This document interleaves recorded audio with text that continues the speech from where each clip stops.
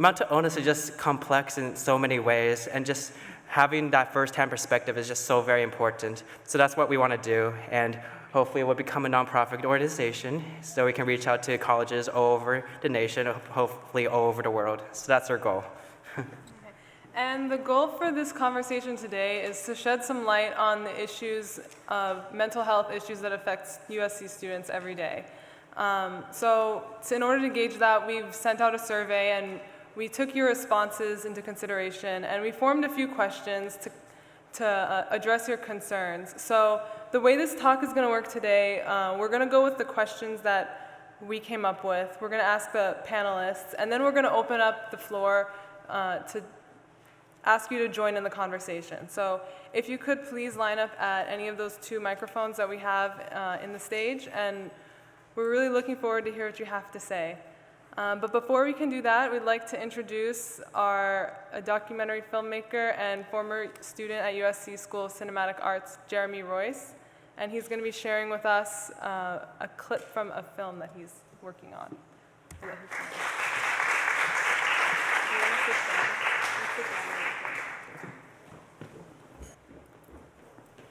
So I met Patra and Danny across campus. I was a grad student at the School of Cinematic Arts, and I was working on a documentary. They were at a screening, and they were talking about their new organization's Free Minds, which is why we're all here tonight.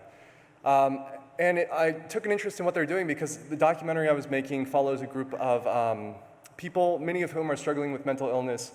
They started making a public access television show in the early 90s, and the founder of the show decided to get them all back together 20 years later to make a new episode of the show, and we decided to document the process. And what it really is about is a group of people who have changed dramatically, trying to find a sense of community when many of them are struggling with mental health issues, homelessness, heroin addiction, and what can come from that creative collaboration. So with that, we'll go ahead and play a short 8-minute clip.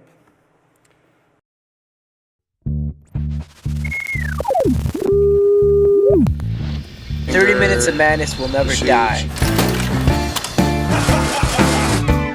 We started making our TV show in '92 as teenagers. We all clicked together because we were the outsiders, nerds, skaters, and punks, jumping around, freaking out. So 30 Minutes of Madness just sounded right. We moved in together. Within a few months, 30 Minutes of Madness died. I blame myself, but it's not all my fault. It could not have worked then, but it doesn't mean that it couldn't work now. This summer, I'm going back to Michigan to make a new episode of 30 Minutes Madness. These people lost touch with being artists.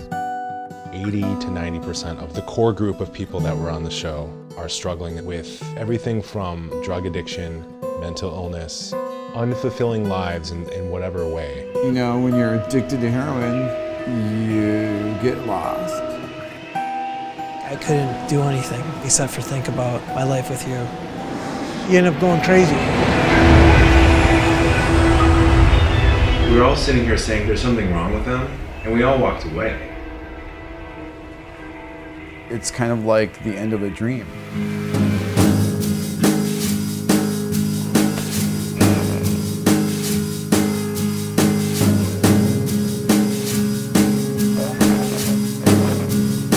All of what I am came from working on that show. And I believed that we could just turn nothing into something, man. This is the only thing that I've ever believed in, 100% in my life.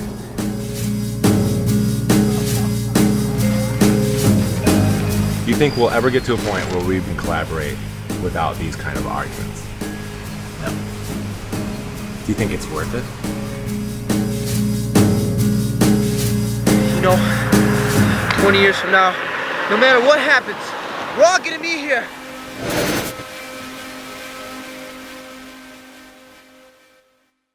Thank you, Jeremy, for sharing your video. That was awesome, wasn't it? So now we'd like to introduce our panelists. We'll call them one by one on stage, and we'll have them seat in the order. So we'll have them come on stage and just sit in the far right corner, and we'll just fill up the seats accordingly. So first panelist we'll have tonight is Public Affairs Director for the LA County Department of Mental Health, Kathleen Pichet.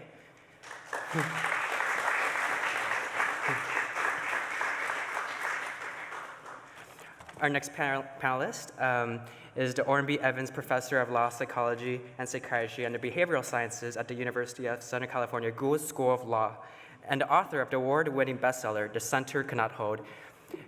Give a round of applause for the renowned Dr. Ellen Sachs.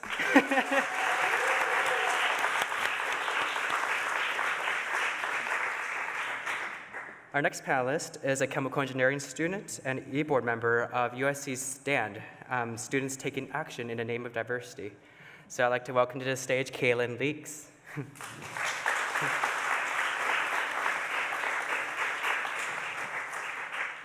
She is the director for the Diddy Hurst Suicide Prevention Center Crisis Hotline, introducing Sandra Kramer.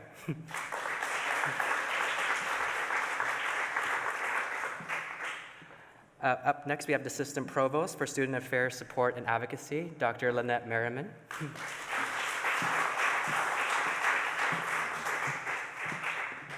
Now we have the Assistant Director for the East Area in the Office of Residential Education.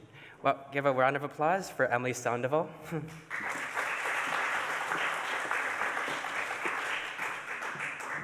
Then we have the Assistant Director for the Office of Residential Education, Grant Burley. And finally, the Director for the Office of Residential Education, Christina Davis.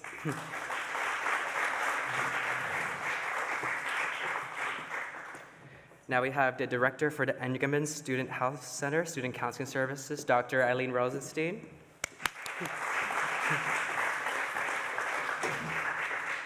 From the USC Department of Public Safety, DPS, give a round of applause for Officer Sabrina Brown.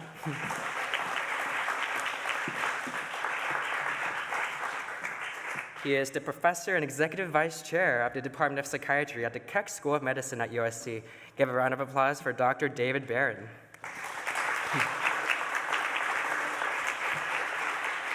And of course, as you all know, independent documentary filmmaker and USC graduate of the School of Cinematic Arts, Jeremy Royce. All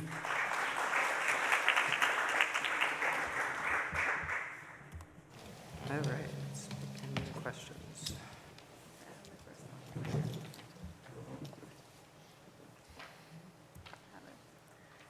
So first question for the panel. In the clip we viewed, choosing to engage in madness provides a means for self-empowerment. However, madness can also describe a total loss of control. Where is the line drawn between these two forms of madness, and how does one's community influence this balance? Sure, yeah. You know, when I was making the documentary and I was spending most of my time with all of these people, the big thing I realized is that over the years, the older they'd grown, the more isolated they became. And for many of them, there wasn't a direct outlet for their creativity, but also for, you know, social empowerment. And the thing that came from making this show, not all of them necessarily wanted to do it but by having this community to work with, they found a way to engage with one another and with a humanity that some of them had said that they may have lost a bit of over time, or they weren't tapped into it. So I think the power of community is really important, and that's part of what I think is so great about what you guys are doing with this organization, bringing people together to talk and share. Thank you. Moving on to the next question. So we want to transition now into how the USC community prevents mental illness and promotes mental wellness. So we have the first question for anyone on the panel and for the audience members. So how does the USC community structure and culture influence the state of mental health among college students? And what factors in our community contribute to mental illness? So I think that when you look at our community, there's some really good resiliency factors that are here. One is really helping people connect and really learn in terms of love and getting those kind of friendships. And I think there's different organizations that help people be able to do connection. I think that contributes to health. I think another thing that the university really helps do is helping each individual to kind of really identify their strengths and their passions. And this again is a resiliency factor that helps to mental health. I think factors in terms of that contribute to mental illness, what we hear from our students all the time, and staff and faculty, is that the stress levels are very difficult. The kind of comparisons, and if am I making the grade, and the self-doubt that happens sometimes when we go for achievement and sometimes don't make it. So I think that the community sometimes contributes to, by the stress levels, that therefore the areas that we may be weak in our personalities and even our constitution, sometimes break down under stress. Other comments? I think one of the issues that oftentimes gets brushed under the table is the relationship between drug and alcohol use and later problems. Not everyone who goes out and parties too hardy before the games or in the evening is going to have problems, but there are some who will. Just like not everyone who goes out in the sun is going to get melanoma, but some will. And we know that there are certain high risk factors. So I think there are certain pressures, and we saw that in the film. You don't have to have that level of, quote, madness that they use in the film, that many college students will feel very much alone in a big crowd. They go from the environment of high school, where they're very close-knit. Oftentimes the parents can help with structure, and then they go to a largely unstructured environment. And some folks have a difficult time dealing with that. We certainly know the high risk factor for some of the major mental illnesses is in the age range that college kids have. So you go to an environment that's much less structured. There are some individuals who drugs and alcohol can push them over that magical line where they have difficulties, and some change the way they think and feel on an ongoing basis. So we're a big school. I think that we're a school that does offer lots of resources, but oftentimes one feels that I don't know how to access them. And I think that's why the importance of this, that you don't have to be 2 standard deviations off and really have kind of periods of very strange and bizarre thinking to feel lonely, to feel anxious, to feel worried, to go through that roller coaster ride of emotions that sometimes people are dealing with for the first time, feeling alone. And I think the community can offer, being part of the Trojan family can be good, but you have to kind of feel that in your heart and not just a saying where you feel very much alone. So I think we have lots of opportunities and lots of potential stresses. Moving on, so before prevention of these illnesses can be a reality, symptoms of mental illness need to be recognizable. So this question is directed toward Dr. Sachs. In your book, The Center Cannot Hold, you discuss your personal experience with schizophrenia. What does schizophrenia look like from your perspective, and how did you first become aware of your symptoms? Well, I think it's important to have a discussion about what mental health disorders look like. And I can just talk about myself and then make some more general comments about more attenuated symptoms. But for me, a psychotic episode is like a waking nightmare with all the bizarre images and the impossible things happening and the utter terror.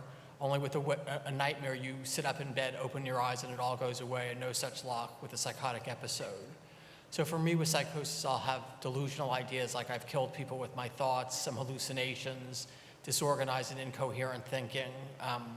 Those are kind of florid symptoms that most people would recognize, but there are attenuated forms of things like that that you should be alert for in yourself and other people, like kind of odd or magical thinking. Maybe someone who's a very high achiever starts turning in shoddy work or not going to class or isolating and things like that. And I think what we need to do as a community is educate ourselves, students, faculty, staff, what these disorders look like and take steps quickly instead of letting things, go down that slippery slope to utter madness. So this question is for Dr. Lynette Merriman. So how do Student Affairs and Disability Services accommodate students suffering from mental illness? And how do these accommodations differ for students according to their symptoms? When it comes to any illness, I think it really varies case to case, student to student. They're each going to have some unique challenges. They're each going to have unique limitations. And the limitations is really the area that we want to focus on. What limitations might a student have from their mental or their physical disability? And those are the things that we need to focus on accommodating. So it really does vary. Maybe for some students, based on what they're going through and the challenges, it might be a reduced course load. Or it might be the fact that they can't have multiple exams, one right after the other if they're going to be successful. So it's not one of those things that we should or we do give a blanket answer for. We work with each student individually through the Office of Disability Services and accommodate them as best as we can based on their limitation. With respect to student affairs in general, we partner with disability services. We partner with student counseling. We have a number of offices that work with students in helping them to identify some of the resources on campus as well as accommodating them with their limitations. So a lot of folks involved in the university who are here trying to support students. Knowing this, how can we better identify symptoms both in ourselves and in others? And once we've done this, what's the best way to initiate the proper response for the college setting? I think this is an interesting topic because, well, am I depressed or am I psychotic? I mean, it's like, do I have a backache or do I have a stomach ache? By definition, mental illness is really the same as physical illness. It's just the brain involved as opposed to other organs. When it's creating dysfunction, when you're not feeling that you can live up to your expectations, as Dr. Sachs just mentioned, you know, there's not a magical test that one can say, if you're feeling down, you might have a depressed mood, but if you're feeling down and you have problems with your sleep and your appetite and your energy levels and you're feeling hopeless and helpless, these are a constellation of symptoms that we would then call major depression. If your thoughts are racing and you're having a hard time sleeping and you're having grandiose thoughts that you have special powers, and it's interfering with your functioning, we put that label on it just like we put the label on other illnesses. So I think the issue is if you're experiencing symptoms, be them physical, mental, cognitive, that they're interfering with your functioning, then it's just like any other thing. You'd want to probably go and speak to a professional to see, is this something that can be treated either with medication, change in class schedule, as we've heard about. It's not just all about better living through chemistry and picking the right medication, but it's about saying, I'm not able to function at the level that I would like to and I think I could, and there are things interfering with my ability to function at the level that I want to and I know I can. And whether it's physical or mental, then they should be evaluated and work with someone to see what you can do to intervene to achieve your level of success that you're looking for in your life, in all areas of your life, not just in the classroom. Stigma, I think, is a terrible problem, and the worst problem about it is it deters people from getting care. And there is help. People shouldn't have to suffer, but if you let stigma deter you from getting care, that's a terrible mistake. And I think one thing universities can do is try to educate people about stigma. Such an important point. Stigma, I mean, when World Mental Health Day is coming up in a few days, and every American Psychiatric Association meeting that I've been in for 30 years, we've had people, you know, picketing the APA meeting saying that, you know, that the psychiatrists kill babies and all kinds of things. You don't see that at the cardiology meetings or at the oncology meetings. And I think part of it is people didn't understand these are brain disease. It's only been relatively recently that we've been able to look at the brain the way we can look at the heart or the kidney or the lungs or other organs. And I think hopefully what will help the stigma is that people will realize that these are not diseases of choice. People don't choose to be this way. And in fact, that there are issues going on with the brain that are affected by a whole variety of things, life issues. And hopefully in our lifetime, that stigma will really continue to melt away. I've seen some improvements in it. It absolutely continues to exist. And I think as we learn more, I remember when cancer, I'm an old enough doc now, when people wouldn't even say the word cancer, they'd say the C disease, because there was such a fear about it. There was such a prejudice. Well, now it's changed. Cultures can change. And I think mental illness, we still have a ways to go, but Dr. Sachs raises, I think, probably the key point in mental illness, that we have some very effective treatments, both pharmacologic and talk therapies, but people are afraid because they feel like it's a shame. That, you know, it's certain cultures in the world, it's better to tell the family member they had a serious medical illness than they have psychiatric disease. So hopefully with people like Dr. Sachs, who has been incredibly articulate in discussing hers, that we'll change that idea and understand these as illnesses that are treated just like every other illness. I personally didn't realize I had symptoms of depression until my first semester at USC, but looking back on my childhood, I realized I've had the symptoms like a lot longer beforehand. And I believe that But personally, it has to like start with you to like give you like a better sense like self-reflection, see like what things like usually don't click, or like back when I was younger, like I thought like the things like the negative loops I had in my head were like normal until like I came to like college and realized that like these things aren't like typical, or but that's not okay. Sorry, I don't want to use the word typical because like I want to like get rid of the stigma that like all mental illness is bad. Like personally, for like with my depression, like it's given me like I've also had bad moments with it, but I've also had more positive moments with like better empathy and like better like, artistic devices and poems. So like I just like to like feel like it's a sort of like sorry, basically like just let. Thank you. Yeah. Appreciate it. Basically, it took like I've been dealing with this for like 3 years, and basically I just figured out that like there's this quote that says like it's all about learning to like dance with the rain, and basically like I just thought of depression as my rain. Basically, as like I refuse to like see it as only like a bad thing or something that should be shamed. Rather, I want to embrace all of the things that has given me both good and bad. And I wish that other people like at USC and across in colleges all over the world would do the same.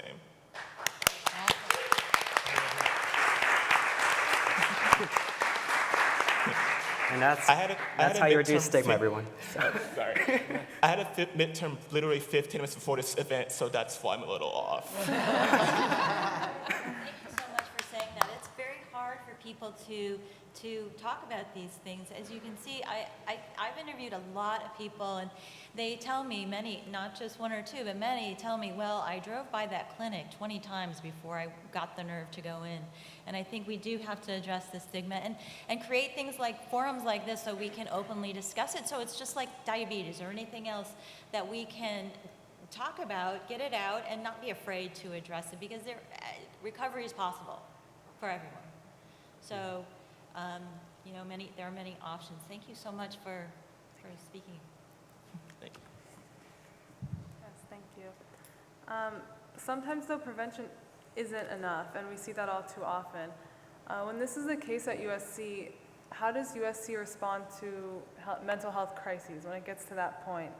And in your opinion, how effective is this response? Well, our best expert, unfortunately, had to leave for a moment. But at USC, I think it's really very much a team effort.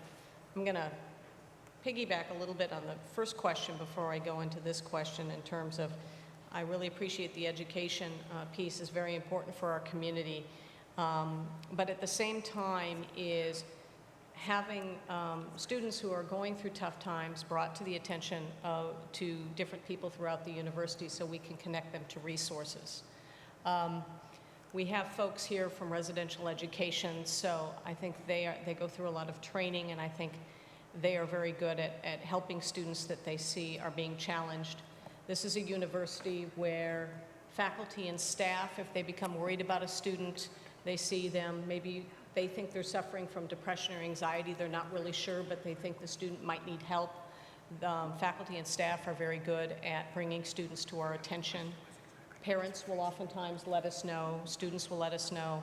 And then a few years ago, well, I don't remember how long ago, we implemented a program that provided students a safe opportunity to let us know they're worried about a good friend, a classmate, a roommate, obviously one of their peers. It's a Trojans Care for Trojans program where students are put on our radar screen that might be struggling, and many times it might be due to mental health. And we want to make sure that when we become aware of them, we become a team in providing support to the student. We reach out, we let them know that somebody is worried about them, and we want to help them and connect them to resources. And one of the first resources we will work with is our Student Counseling Center, and bring in the support mechanisms we need and the resources we need to help that student respond to any of the challenges that they're having and get them the help they need. Dr. Rosenstein, the question, if you could repeat it, Yeah, I was so doing my best to respond just for repeat you. the question. So but really it is a community in responding. Go ahead. Yeah, so when prevention isn't enough, so how does USC respond to mental health crises?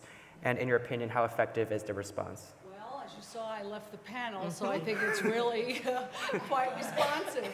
No, seriously, this was somebody in the residence who basically someone found a suicide note and amazingly basically knew where to called us.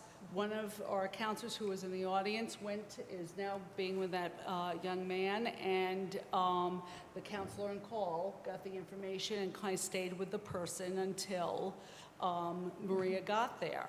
And so the call was, and Christina left to also join and be there with the student to figure out what's the next steps, how we can do. This is not unusual. I know it sounds, funny because it's not every day that people see this, but in our lives, we're always responding. There's lots of people who have pain. And the response to me is remarkable of our community, where we've worked it so that people kind of know who to call.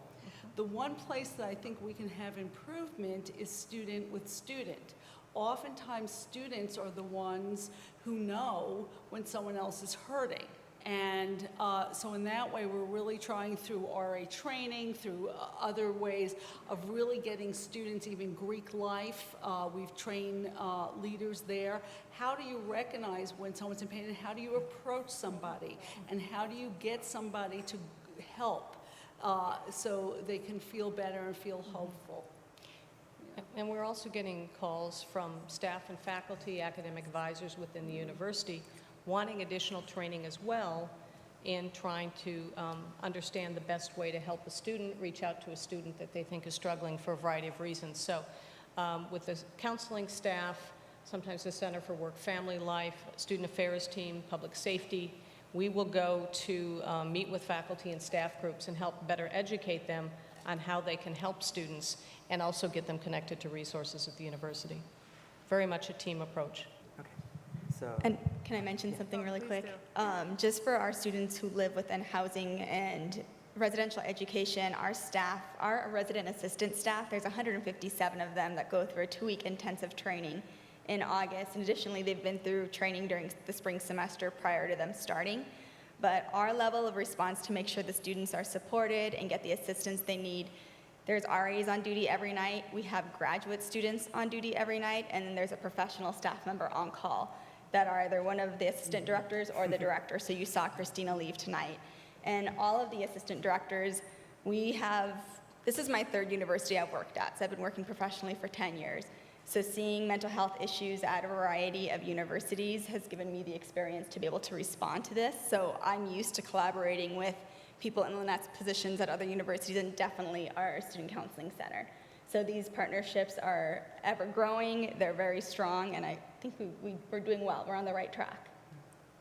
I'm just curious, so I know like RAs often have to do dual roles, one doing duty, and often having to break up parties or whatnot, but they also have to be a confidant and essentially a peer counselor for their peers. So I'm wondering, how do those 2 roles like conflict with each other or complement each other to promote mental wellness in the community?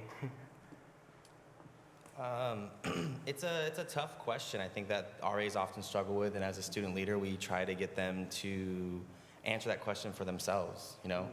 It's everyone on this table probably answers it the same way. Like, how do I go from supporting someone to, getting them the help that they need? And where does my line walk, especially with student leaders on this campus, friend versus RA in our situation? And we try to train them for a week before we even talk about protocols and procedures to talk about what is their assertiveness style, how do they communicate with people, how do they draw this line for themselves, and where is that line that they're comfortable working at. It's not an easy thing for them to do. That's why we appreciate every single RA and the development that they go through. Oftentimes after the 2nd week when we bring in Eileen's staff and SSA and Lynette's team and even DPS, they get a better sense of what we know on this panel, and Eileen mentioned is, we see this a lot, but it's not public knowledge that these cases happen almost on a daily basis. And we're helping students left and right, yet students still feel it's a negative space, like I can't talk about this to somebody. So we try to get RAs to play the dual role. I would say that most of the time they're a community builder, so they're trying to make relationships with residents on their floor and even not on their floor so that people feel comfortable coming to them to say that someone's struggling with a problem or that they're struggling with a problem, and that they can kind of coach them through that and say, you know what, why don't we walk you over to the counseling center? Why don't we just talk about this? Like, there's something going on in your life that just isn't in balance right now. And why don't we try to get you back to a balance to being an academic student here? Oftentimes, they'll switch on when they're on duty or in a crisis situation, and they will have to play the response role. And in that case, we have a lot of different offices that we partner with, like you just saw, that we just play a first level response to try to get them to the professional they need, whether it's the professional counselor on call or DPS, or to get them a transport. Someone that can actually get them the help that they need in the moment. Right. And along the same lines, and after a crisis, how are students transition back into the university life? And what are the repercussions or complications of this transition? So this is for anybody. Usually when a student transitions back, if they've taken a leave, for example, we all want the student to be successful. The student wants to be successful. So we want to make sure that there's a plan in place for them to be successful. Oftentimes, they'll be meeting with someone in student affairs and with student counseling to talk about what support plan they have in place. We develop wonderful relationships with the students who have been struggling in the past and want to continue to stay in touch with them and ask them, how are things going?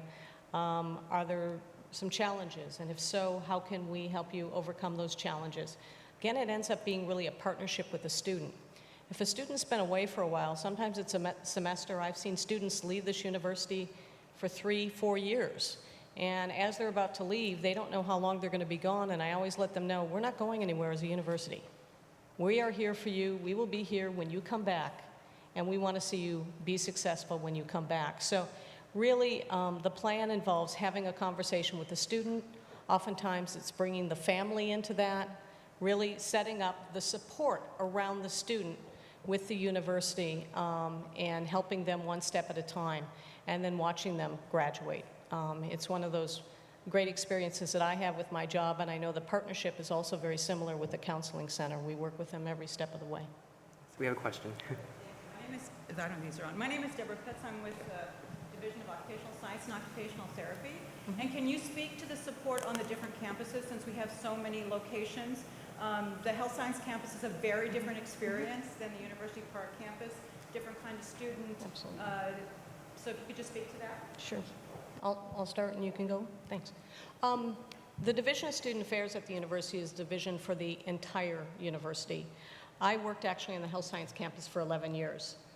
It is a different feel. It's obviously a very different type of student, very focused graduate professional.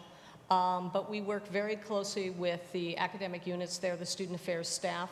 And I'm working with a few students right now from the health science campus. So proximity, we are not physically there, but we partner the same way we do with people on the University Park campus. We work very closely with the folks in the Eric Cohen Health Center and partner in that way as well. So I appreciate the challenges might be a little bit different. Just the whole student atmosphere is different, but we have the same partnership with the School of Pharmacy, the Keck School, as we do with Viterbi and Marshall in terms of creating a support system. But I'll let Eileen address the counseling part. Can I just add one thing? Because Sure. I think the risk for disclosure is higher. We agree. For a professional Yes. student than it is. Absolutely. Because of their licensing, office. Absolutely. We agree. Yes. And that's where the confidentiality is really important, and kind of when to include the school versus not. Yes. You know, this is really an individual decision, because we have some students who don't reach out to us to transition back after a crisis. I mean, that is a choice that they have, or they go right back to what they were doing before with little support. We think it's important that there's support there to kind of look at different challenges, because one of the things we know from research is having support is a tremendous buffer and variable to success, you know, buffer to problems and basically for success. I think on your campus, there is definitely a different relationship because many of the students are tied to their specific departments. We also have different campuses, and we have a new product, if you will, USC Telehealth. So even our online students can receive counseling through basically Skype. So we're doing, and we're seeing how effective that is as an option. So there's different ways that we can support people. I think it's very hard after a crisis to transition back, and in some ways it's how to reach out to friends and supports and say, I'm having this difficult time, so that people are embraced. And also knowing what your triggers coming back, what could happen, and how are you going to take care of that when you do come back is important as well. Well, last semester, like, I took a leave of absence last fall, and, like, one of my constant fears was, like, how will I explain, like, why did you leave all of a sudden, like, last fall? And one of the things I learned during my leave of absence, like, figuring out, like, what works for me as an individual rather than, like, what, like, works on, like, a general basis. And so, like, right now, I personally, like, see a counselor back at home, like, via Skype calls. But that doesn't mean that, like, USC, like, counseling is bad. It's just, like, you have to figure out for yourself, like, which method works right for you. So that's what I was saying. We have a question? Yeah.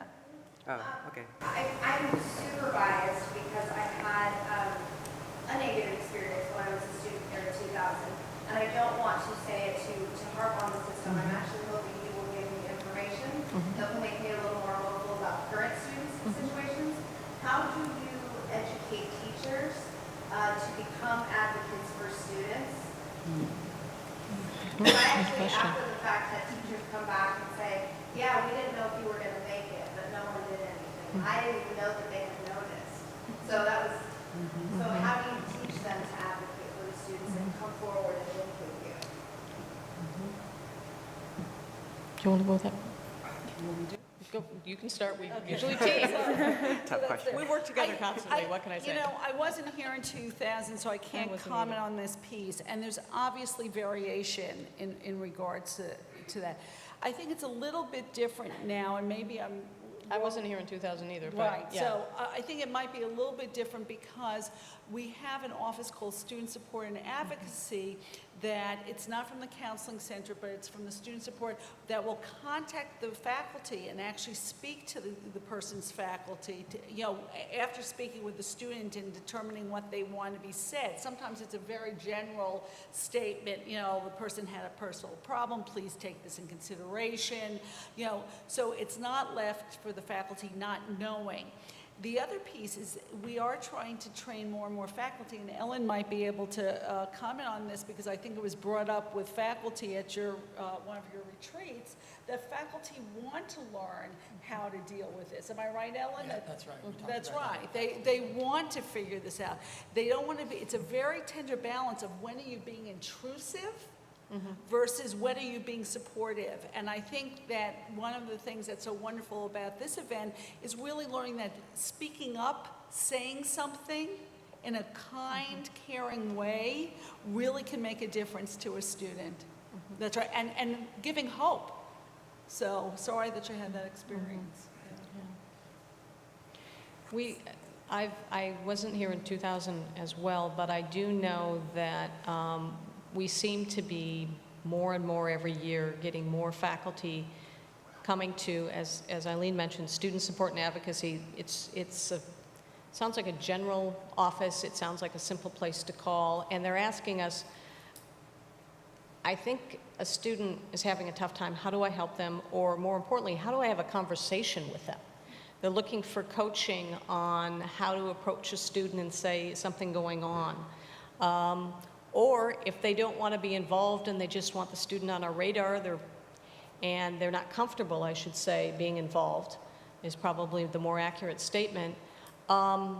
We also could reach out to the student like we would for the Trojan Care for Trojan programs and say, somebody's worried about you. Let's have a conversation. And the thing is, you're coming to an office that's called student support. You're not going directly to the counseling center.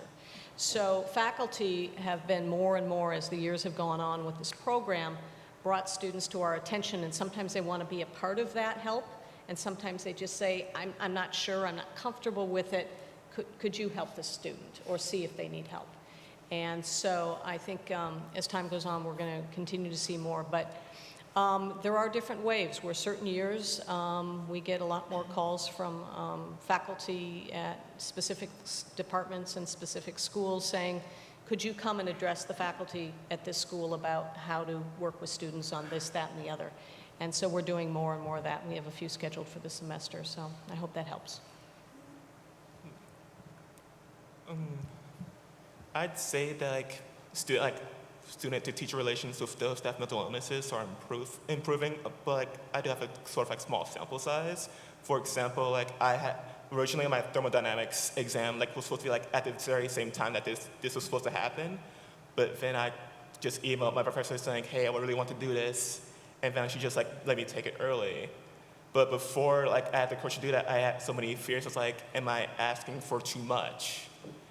It was like I don't want to feel like I'm having like an unfair advantage, because like I've been talking to like one of my fellow classmates in that same class, and she was talking about this friend of hers that had like ADHD, and she like found out that he had the disability accommodations that allow you to take exams at a time and a half. And she said something along the lines of like, oh, like he's taking medicine, then it should be all even out, when it's clearly like not the case. So like, although like there are some students out there that don't realize that like these things that we like people with mental illnesses go through are real and like really impact our work sometimes, I feel like there are some like professors out there that do realize that we are capable students even though we have these illnesses. What is DPS's role in this, and how does DPS differentially respond to student mental health needs? Specifically, what necessary factors or circumstances determine how DPS will respond to a student's mental illness, or at worst, a psychiatric emergency? Good evening, everyone. A lot of times with the Department of Public Safety, it depends on basically how the information comes to us. It can be very different. It can be something from low to mild to high. So it depends, but what happens is a lot of times when we do respond, because we're in uniform, it can change the situation. A lot of times when students see us, they think they're automatically going to jail. It's going to be a different situation, and that's not the case. We have a numerous amount of training each year, and as we respond to a call, it depends on what it is and how the person reacts. If the situation, if the person is a danger to themselves or others, the situation has changed. We have to get in there immediately, make sure the student is okay, and try to get the situation calmed down. A lot of times we can respond and the student is already calm. We're speaking with counseling as we go. Every day we may handle from 5 to 10 calls depending on what's going on with our students. So we're dealing with this all the time. This morning, I got a call from a parent at 4 o'clock in the morning. Yeah, I give out my cell phone. I got a call from a parent at 4 o'clock in the morning, and I went into action. If you guys don't realize, a lot of times, you know, DPS officers, we're human. We're parents. Our kids go here as well, and we have a whole lot of love and care for our students that are here. So when we're on our way to that call or trying to take care of what I took care of this morning, we're trying to make sure we can reduce the stress and talking about the call before we get there. A couple of times we have had officers that were familiar with the student, and we were able to calm the situation. There've been a couple of times where it just couldn't be done. Sometimes we have to maybe put the student in handcuffs. We have to get them calmed down and proceed with what we're going to do next. Everything that we do is guided through student affairs. We just don't make a decision and go, well, this is happening, this is happening. We don't do that. We have to make sure we're doing the right or making the right decision for that student at that time. And that's what we have to do all the time, because it's different. Recently, most of our students, we have been able to get guidance from Student Affairs. They tell us what we need to do, and a lot of times they're taken to counseling or to certain areas where they can be provided with care for 72 hours. A lot of times what you guys don't know, you guys can please call us. You are our first responders. You guys, you work around your friends, you work around students, you know when stuff is not right. I'm everywhere. I know you guys see me all the time. I'll stop you. And if I see something that's different, I'm gonna ask you, are you okay? Because I can tell. I'm looking at you all the time to make sure that you guys are okay. It's okay not to be okay, if that makes sense. It's okay not to be okay.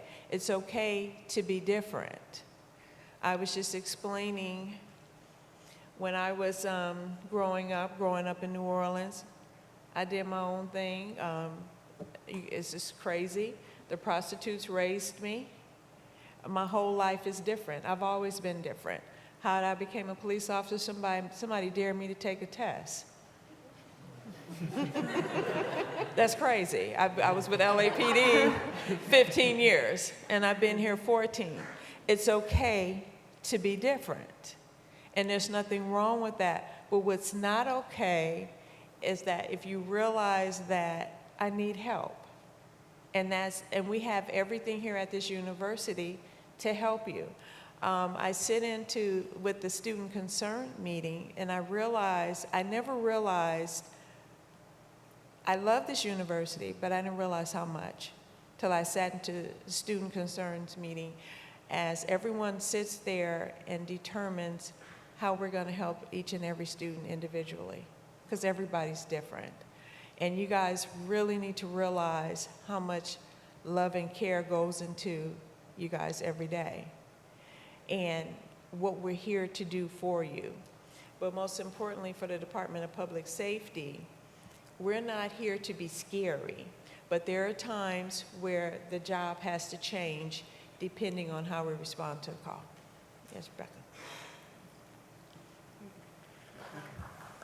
Thank you.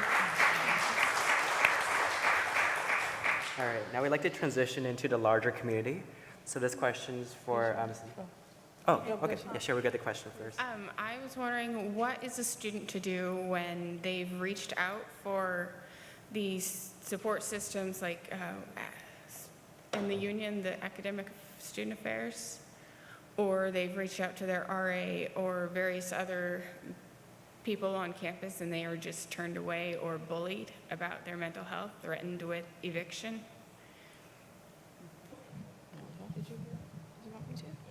We're all looking at each other, I'm sorry.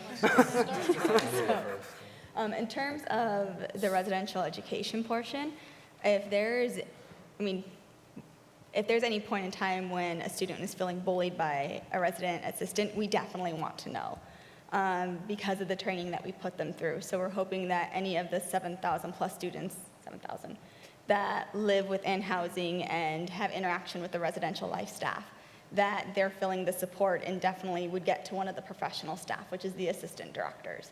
And because of our partnership, even with what Officer Brown was saying, if she responds to a student, even not in housing, but a certain parameter around the USC campus, the assistant directors, we get a call about that to make sure that that student is connected the very next morning. So if they're residential education, we'll be taking the lead with counseling.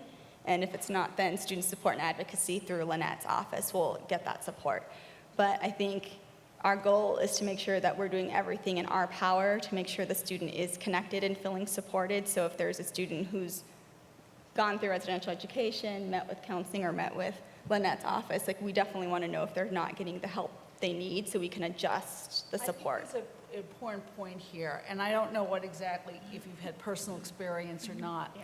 There's a difference between behavior and mental illness. I know that sounds funny, but there are certain behaviors that are not acceptable.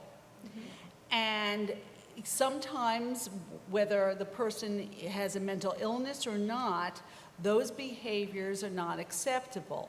So I don't know exactly what you mean by bullied, but I could also see that it's very difficult that if you are struggling with something and you get threatened like, no, this is unacceptable in the residence, or this is not okay in the classroom, that could feel discriminatory because you're not doing this on purpose per se, or, you know, and those things. But we do need to kind of keep what's called the educational mission, and meaning that it's a place that's safe for all people to learn.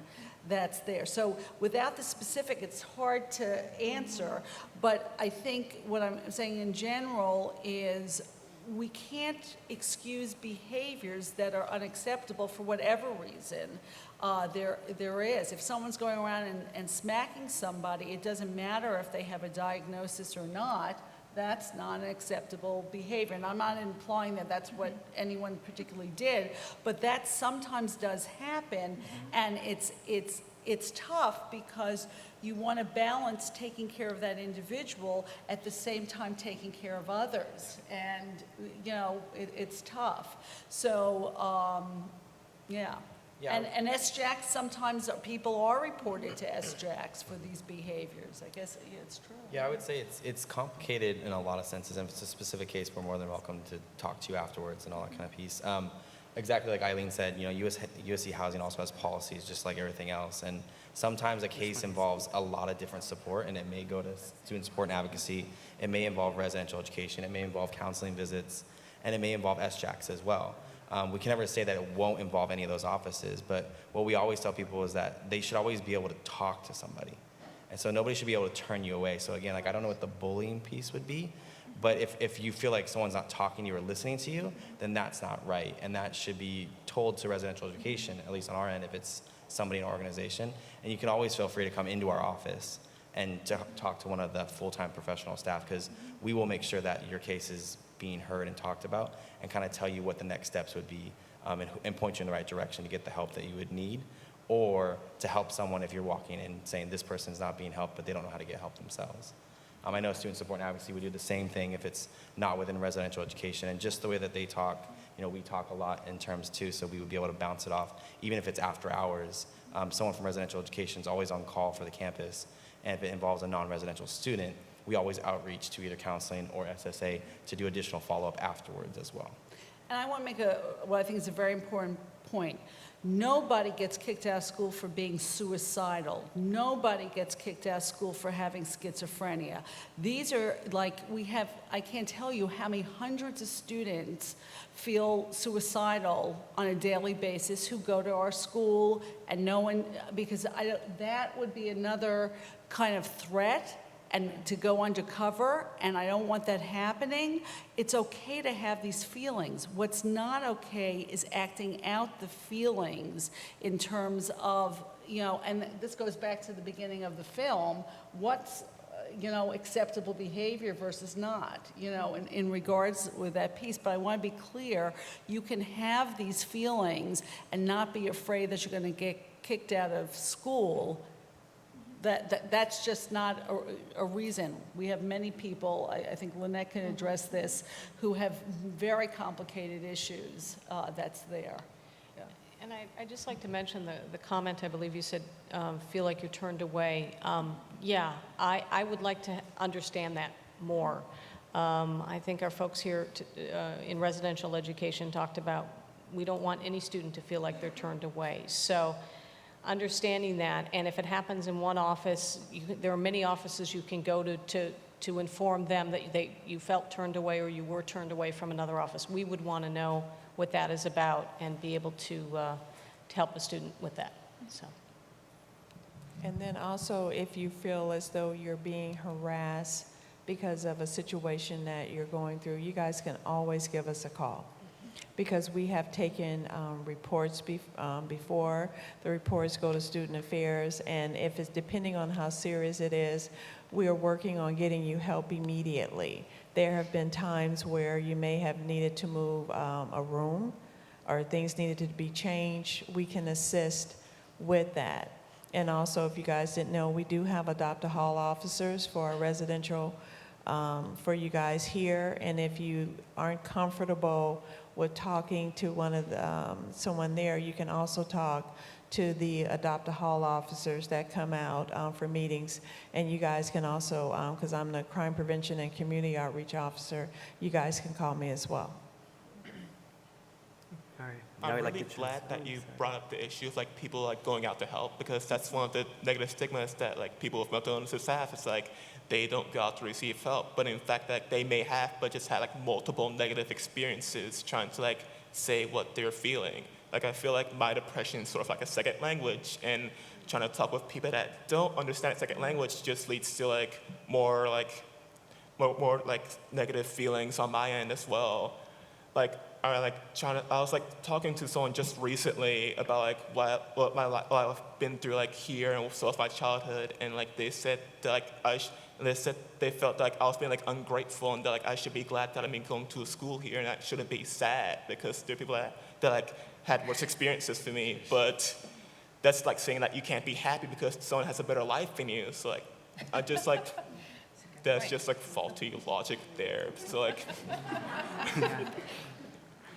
I just want to say something too. Many times in large systems, and especially with mental health issues, it's very hard to find the care that you really need. And sometimes it takes a few tries. I think Ellen could comment on this and maybe some, but as with large systems, and I don't even know anything about the USC system, but I do know about the county system, and sometimes it does take a few extra tries to get the right care that you need. You have to persist and really to find the care that's right for you. Yes. I've been enormously lucky in having really excellent and extensive care. And sometimes people say to me, you know, how on earth, I see my patients for 15 minutes every 3 months. You go 5 days a week. How on earth is my patient supposed to do what you're doing?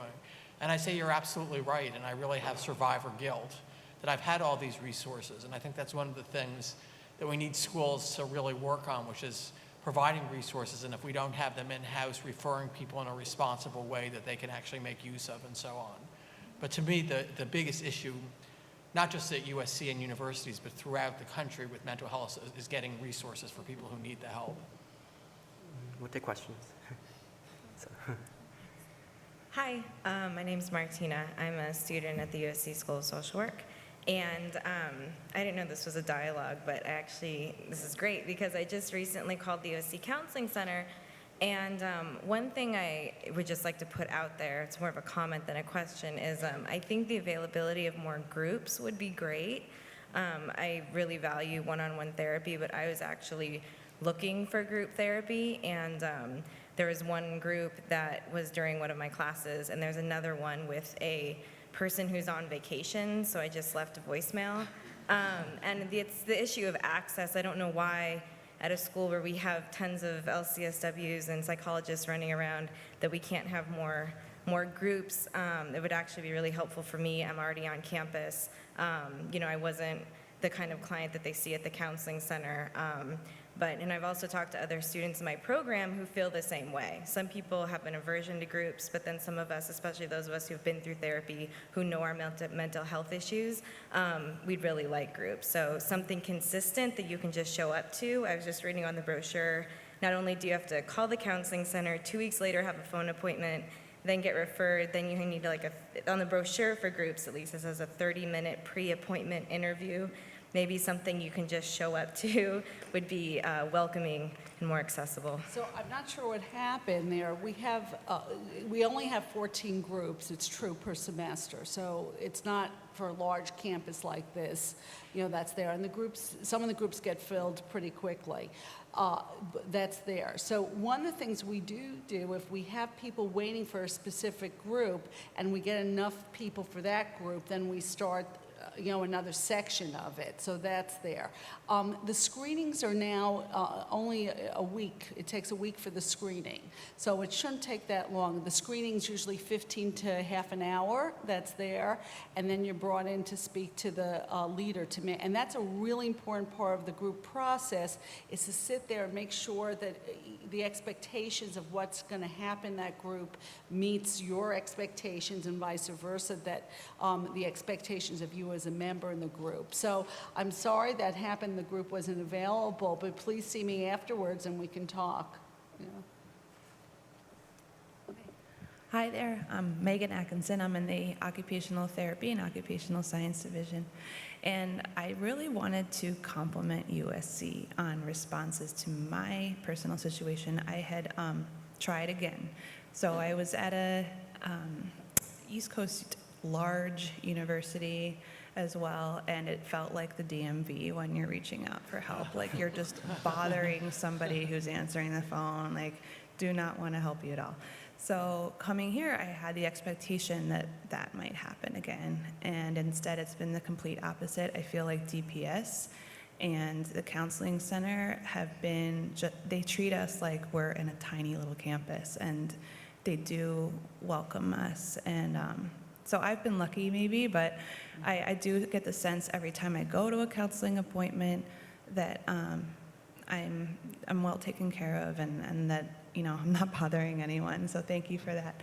And I also wanted to, there was one mention of substance abuse treatment here on the panel at one point, and I would like to see some attention to that, maybe a recovery program or some meetings possibly at the health science campus. We too, have, would be pretty cool. the health science campus, I think there's only 1 or 2 meetings, but Okay. here on the main campus, there's a meeting every single day. Oh. For, yeah, so here's one of the problems, as you're pointing out, is that we have these resources, but people still don't know about them. Right, because my therapist That's- was actually wondering about it. So. We actually have a sober living situation called the Haven, that people who want to live in sober housing have that option, and being in a treatment program, and that's a block away at Gateway.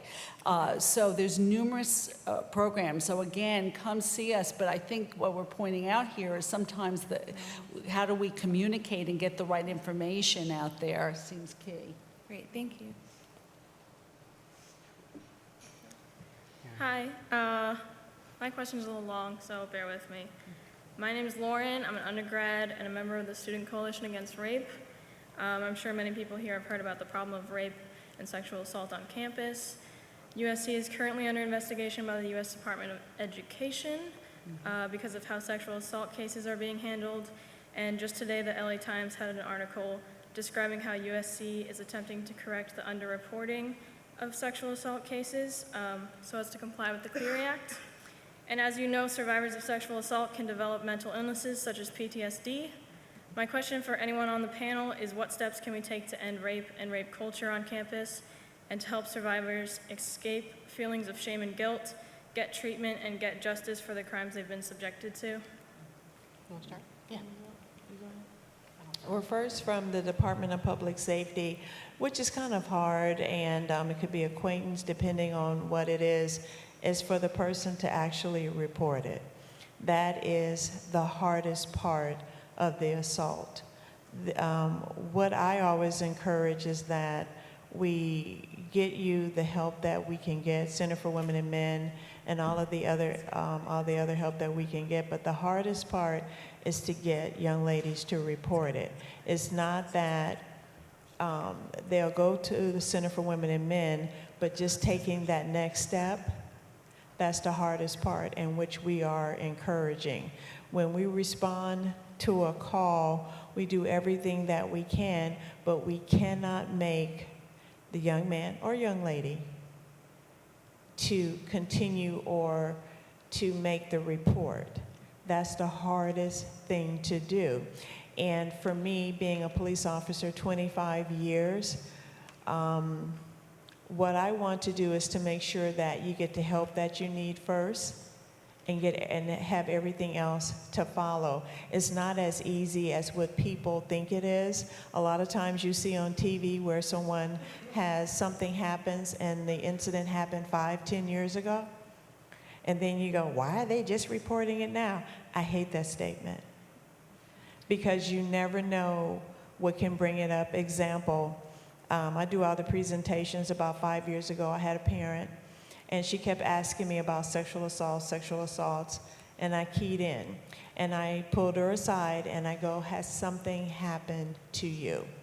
Well, what had happened when she was in college 20-odd years ago, she had an incident. Everything happened except for the assault. So she felt as though she didn't need the counseling because everything wasn't completed. So what happened, guess what? Her daughter is going through the process right now. That triggered it. And I asked her, I said, can we speak freely? And she goes, yes. I said, maybe you should seek some counseling and try to resolve some issues. She called me 3 months later, and she did. So that's the hardest part, to get a young lady or young man to report it. And that's the reason as well. But for me, the most important thing is that they're getting everything else, and hopefully with everything that's coming with it, we'll be able to get them to report. That's the hardest thing for the Department of Public Safety for us. I'd like to add on the reporting piece, because obviously if a assault is reported, then an investigation can occur. Without that, we can't investigate the perpetrator. That said, I think the biggest piece is education. And changing culture is not something, unfortunately, that happens as quickly as any of us want it to. We have been in student affairs, and I'm going to single out the Center for Women and Men in the last few years, putting a lot more effort into educating the entire community about issues around sexual misconduct. Many of our student organizations now are going through mandatory training about this. This has happened in the last 2 years. That is going to be stepped up with more and more organizations. Every year we're adding more and more organizations to the list of folks to be trained, especially the leadership of those organizations. Recently, we have come out with a new, and I don't remember the name of it, but a guide for students who are victims of sexual misconduct that gives you steps and resources and where to go to. And that's beginning to be distributed more widely through campus. That's something we've done fairly recently. Last few years, we've been partnering with the Women's Student Assembly. A number of people probably here have seen the petition. We've actually worked on a lot of those things that the petition mentions, those issues. We've either resolved them or we're in the process of resolving them. So those are things that we've been working on as a university, and I do credit our students for speaking up, for getting a lot of those things, the ball moving on a lot of those areas. I think that's very, very important to mention. I also think that when I look at the Center for Women and Men, and I've worked with that office for many years, we are seeing an increase in reporting. And sometimes that might mean there are more issues of sexual misconduct on the campus, but a lot of times what it means is more and more people are feeling more comfortable seeking services and support when they are victims. And so those numbers going up, we think, is a good thing because we know students are getting the help that they need. We have a new director in the Center for Women and Men. I think we've had great directors in the past. This new director we brought in from the Santa Monica Rape Treatment Center. So not only has she been a crisis counselor regarding sexual assault, she also has worked for a number of years with about 11 universities on their educational programs. So this is a person who has seen educational programs that are successful, those that need more help throughout Southern California, and she's bringing that talent with her. She will be creating a program this fall that is actually another education piece, but it's a peer education piece with a number of different concepts. I don't want to reveal each of those steps because, number one, I might get them wrong. Number two, she wants to unveil it in its entirety so people will understand it. And she's had a lot of interest from folks throughout campus, from different student organizations, from different populations that want to be a part of this. So I think education is a huge piece, and I appreciate what students are bringing forward because that is going to help us get the information out. So I thank you for that question. Could I ask another question real quick? I'm sorry? Could I ask another question real quick? Before we leave that, we were discussing this at dinner tonight, and I think this is a great example of how newspapers do what they want to do, and that's try to sell newspapers. If you read the article, it makes it look like USC is trying to sweep this under the cover, that they're not interested in it, because that's going to get people aggravated or get them concerned, and everyone likes to take shots at USC, particularly on the west side of town. But I think what you're seeing tonight is what the reality is. And as young intellectuals getting your degrees now, it's always important to look for the facts, because it's very easy to see a headline that makes everyone feel very anxious or very angry, but if you read below it, and there's a big difference between reporting and not taking it seriously, and I think what you've heard tonight is how ultra seriously we take it here at USC. Did that article mention one thing about what the university is doing about this? No, because it's a much better headline to say that USC and Oxy, are sweeping under the table. It's just not true. And it gets people anxious, and it plays a very negative role, because then people think, well, why should I report it? They're not going to sweep it under the table. And I think that's irresponsible journalism, but that's the reality of the world. What we need to be as educated individuals is look for what the facts really say. And I think tonight you've seen what the real story is as far as USC's concerned about these issues, and not a headline that's just meant, to sell some newspapers to get people riled up.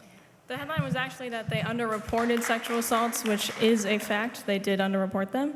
I'm just wondering if there are any plans to reform the actual adjudication process, because, for example, I know a woman who last year came forward about her rape. She came forward with multiple recorded confessions of her rapist who admitted to raping her, and yet he had no sanction placed against him. He actually graduated last semester. Okay. I can't talk, obviously, to specific cases, okay? But I will tell you, if you were to look online with Scampus, every few years we will review the process, the procedures, adjudication, and it's changed. It's a lot clearer on the whole process. We've made some changes to it. Like I said, we change it every few years, and we did it again. So you might want to take a look at how that is. I cannot comment, like I said, on specific cases. What I will tell you is whatever investigations are out there, we do welcome that, because we, at this point, we have to be confidential on everything else. So. And USC lists, I'm up at the Med campus, I get an email of every police report that comes out. The university is about as open and as transparent, and I've been in a number of different universities that they let, if someone was, there was a pickpocket or something happened, they report it. I think President Nikias has really championed this, and it's out there so people can see it, and they don't take advantage. They just say, here's where it took place, this is what happened, this is what we've done, this is the resolution. So I think it's very easy to get caught up in an affective response to something that might be near and dear to your heart, but it's all the more important to look what really is going on, and if there needs to be changes, help institute those changes, but not to make a decision based on a headline that I think was very thinly veiled in pseudo-fact. I would look to, USC, there's a lot of, I think, what you're talking about in terms of adjudication and the response after it. And I think in terms of this conversation of mental health, like for your question, rape, sexual assault, even sexual harassment need to be looked at in terms of what counseling and what support are we giving those students that might possibly have what you said, like PTSD or, future concerns if they don't address it with a counselor at this moment. And there's a lot of good groups on campus, and especially when I was a graduate student here, I was part of USC Men Care, and educating men on their role in these environments, and just getting people the right education of what the numbers are, the statistics, and how to stop it. And that if it does happen, because we know statistically it will happen on campuses, all college campuses, but how do we support that student afterwards so that they don't have one of those mental health crises that they get from bottling it up? And I know the adjudication piece can be a part of that, but realistically, the reporting piece is huge, and then coming forward and actually being, not thinking of it as a stigma. And that's what students have to do on a peer level, is say, you know what, this happened to you, it's not your fault. Don't be stigmatized by this. Let's go get you the help that you need to keep going forward as a person and as a student on campus. We have another question. Hi, my name is Camille Langston. I'm a transfer student here, undergrad, and I left my other university because I had a mental breakdown, a psychotic episode, and I had to take a year off of school, and now I'm back here, which is good. The school's way better. But my question is, a lot of the things that helped me, besides the traditional counselor and counseling, was energy healing. And I know that sounds like I'm a big hippie, but it really did help. And it's based in science as well. Any scientist will tell you that there's energy flowing through your body, and you can help to heal that. Does USC have any programs that are for alternative healing for mental health, or is it mostly just the traditional counselor or group counseling style? So it's a very good point because with counseling, not one size fits all, and these adjuncts are very important. So we have meditation on, this is a drop-in group kind of thing on Monday and Wednesdays at noon. So we have a lot and teaching, and then we have an 8-course meditation because we find mindfulness is a really good way also of healing. We have a somatic group. What does that mean? Looking and feeling body sensations and how, so it's like the energy work. It's very close to that. So that's another alternative that's there. We also do referring to different places. Like we believe yoga can be very healing in itself. Acupuncture, acupressure. So we have these other alternatives that are there as well. But we have body-mind, workshops. Okay, thank you. Mm-hmm. We'll take one more question. Yeah, you want to say that? Yeah, I mean, we have a whole division of integrated care at the medical school. People who have interest in that, and everything from Tai Chi to acupuncture to mindfulness, lots of work being done on yoga and stress reduction. So it's something that it's kind of, they call it alternative medicine because it's some kind of Eastern medicine is considered an alternative to our classic Western medicine. But there is interest in it. There are many groups that are available, both I can certainly speak for the health science campus. I'm not as familiar with what we have up here, but there is interest and there are practitioners and people who have some level of expertise in this available on campus. We'll take one more question and we'll move on. Thank you. My name is Eli, and I think a lot of the issues that a lot of mentally ill people face today is that they can't really put a face on it. And I think what would really help is putting a face on it. Albert Einstein was bipolar. Nikola Tesla was schizophrenic. I mean, these are people that we look up to because they contributed to technology. Maybe you guys could put a bunch of photographs, like, you know what Google does every single month or every other month? They put like an inventor, and they do the logo, so people can actually discover this person discovered something. Maybe you guys could put it on the website. I'm with Pain and Brain, and what we want to do is actually that concept, but we want to not keep it to ourselves. We want to share it with everybody. I think it would, excuse me, too much coffee. I think what would really help is that you guys can maybe have like a survey where a bunch of students choose their individual person that they look up to or that they appreciate contributed to the world, whether it's in technology, whether it's in, an archaeologist, somebody who had a mental illness. Maybe you can't even really put a finger on it because it was maybe in the 1800s. You can assume this person from different reports was hallucinating or had a lot of, like Mozart, for instance. So maybe if you guys could choose a group of students to do that project just to put a face on it, because a lot of people just can't relate with who. I mean, some mentally ill people sometimes are isolated and they don't really know who are they looking at. They have themselves, and so they look in the mirror and they wonder, who am I? At the University of Pennsylvania, where I was before, the students formed a great poster campaign where the quarterback of our football team said, I use counseling, and then the head of the undergrad senate came and said, I have an eating disorder, and it had this poster, and it was a very effective campaign, but people have to feel ready to kind of, I don't know how to say this, but out themselves. Right. In a way, it's very vulnerable. I really commend Kellen Leaks on our panel for just sitting up here, because that's saying something. I do agree. In regard. And so having that but that has to come from the students. We are open to that, but I think we also want to protect and make sure the student is really okay with this, because some people may not be kind, or it may just feel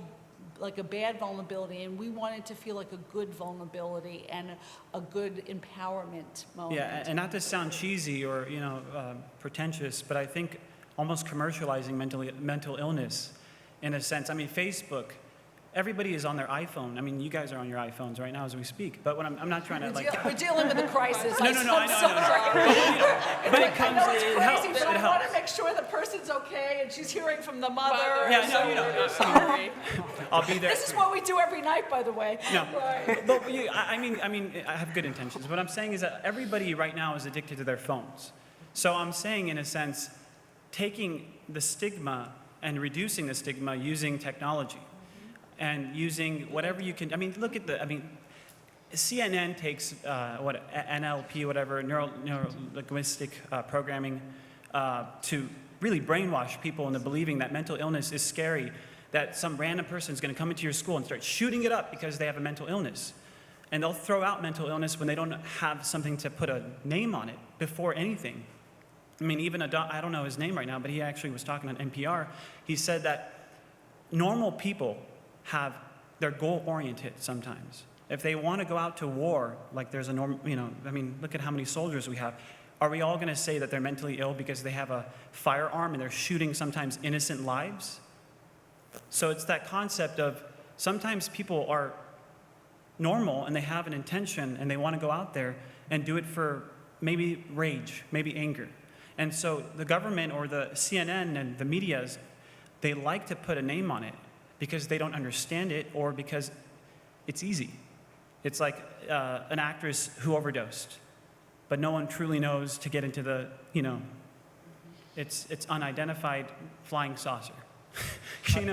I feel like probably most of us in this room probably feel the same need to combat the negative stereotypes that are perpetuated through the media. And it sounds to me like this idea that you have is it's a really positive idea to take these icons and point out the fact that they too were afflicted with mental illnesses. And the great thing about the time that we live in now is that there's a lot more opportunity for us to do that stuff rather than going to an institution and asking them to do it for us, but to create those grassroots campaigns, put it online, and then ask for the resources to help promote that. I mean, it's one of the great things that's happening tonight is this was an idea to combat an issue, and Danny and Patra took it into their own hands, and I think that that's something we can all learn from. And if you want to talk afterward, we should talk. Thank you. So, something we did want to touch upon was... Could I speak for a little bit? Yeah, of course. Like, that was basically the reason why I decided to be on this panel, because like whenever I see like a massive shooting, there's like two scapegoats, gun control and mental illness. And people don't bother to look up like the multiple studies that say there's no link between mental illness and violence. But yet like everywhere you see on the media, there's like, they depict people with mental illnesses as these like people that like aren't able to like control themselves instead of like me or like other people that are like fully able to like function in this world, like in like engineering, math, science, any other major. And I personally, sorry.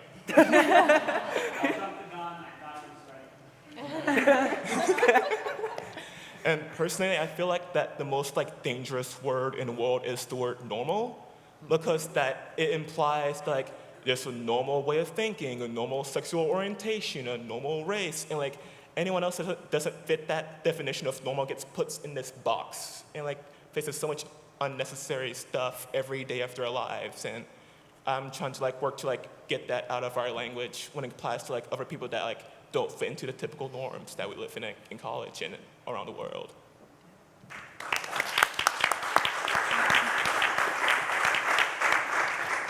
So before we wrap up the conversation, I did want to talk about some of the resources outside of USC. What kinds of emergency response networks are there out there, and what role does funding and legislation play in maintaining the efficacy of these mental health programs? There are a lot of 800 numbers in LA County. Department of Mental Health, we have an 800 numbers. That's a 24/7 information line. It's 1-800-854-7771. We also have a lot of crisis teams, not just one psychiatric mobile response team, but many teams that we created in the early 90s actually with law enforcement and clinicians that go out together. We try to do a lot of training with law enforcement to try to get them to deal with mentally ill people on the street better, in better ways. Been doing that for quite a while. We have a school threat assessment and response team. So I guess probably the best thing I could say right now is to refer you, if you have any questions or you have any comments or anything, to call that 800 number, or go to the website dmh.lacounty.gov, and the 800 number is 800-854-7771. You have a... Which I know that number by heart through it. I have to say that it's a good thing I wasn't asked any questions about earlier, because I can talk forever. I take a lot of notes because I think it's actually really amazing what you guys are doing here at USC. You really do have good collaboration. One of the things that came up earlier was the sense of isolation that can easily happen when you're all of a sudden you're transported into a different environment. And the idea of connectedness is definitely, it's a big buzzword right now in suicidology, which is obviously my field of expertise. And this idea of erasing some stigma and putting faces on mental illness, I love that. And that is actually really happening at the state as well. And Kathleen didn't really do much justice to all the hard work that she's been doing over at Department of Mental Health, because I think that you guys have had some great media campaigns. Well, actually, yes, please go to I was our like, you have website so and much look at our great stuff. videos, because to whoever mentioned putting a face on mental illness, that's exactly what I've been trying to do Right. for 4 years. Yeah. Started with clients from LA County, and then got CEOs and psychiatrists and celebrities, actors, actresses, to tell their story in 8-minute video segments. So on our website, we have those videos. We also have a YouTube site that's LACDMHPIO on YouTube. And we've won 2 Emmys for those. Right. So I would encourage you to look at that. And if you have any ideas for doing other projects or videos, let me know. And the statewide initiative, which is the California Mental Health Services Act, or CalMESA as we often refer to it, has a great media campaign that is centered around a website called eachmindmatters.org, and I recommend you go check that out as well, because you can not only read stories but share stories, and there's just great resources on there.